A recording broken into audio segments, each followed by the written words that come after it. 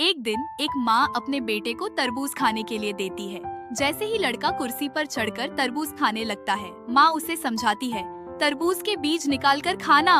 लेकिन लड़का माँ की बात नहीं सुनता और बिना बीज निकाले ही पूरा तरबूज खा जाता है।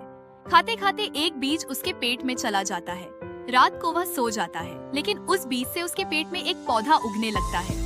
सुबह जब लड़का उठता है तो देखता है कि उसके बिस्तर पर पत्ते बिखरे हुए हैं। वह हैरान होकर वॉशरूम जाता है तो आईने में देखता है कि उसकी नाक से तरबूज की बेल बाहर निकल रही है। वह डरकर बेल को खींचकर तोड़ देता है, लेकिन जैसे ही वो बेल टूटती है वह झटके से नीचे गिर जाता है।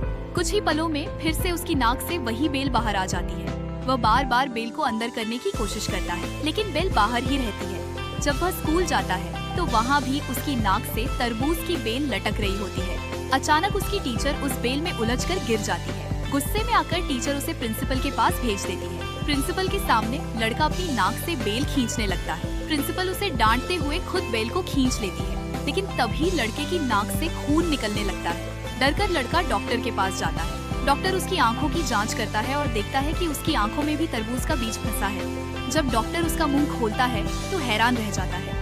लड़के के मुंह में तरबूज उगाया है और बेलें पूरे कमरे में फैल चुकी हैं। डॉक्टर कैंची से बेल काटने की कोशिश करता है, लेकिन बेल नहीं कटती। फिर वह कटर मशीन लाता है। उसे देखकर लड़का घबरा जाता है और वहाँ से भाग खड़ा होता है। भागते भागते लड़के के पेट से एक तरबूज बाहर निकल आता है और वह उसी तरबूज पर लुढ़कते हुए गिर पड़ता है। अब वह तरबूज पर फिसलकर मस्ती करने लगता है। बाहर आकर वह देखता है कि सारे बच्चे किसी रेस में भाग रहे हैं। लड़का भी तरबूज बनकर रेस में शामिल हो जाता है और अंत में रेस जीत जाता है।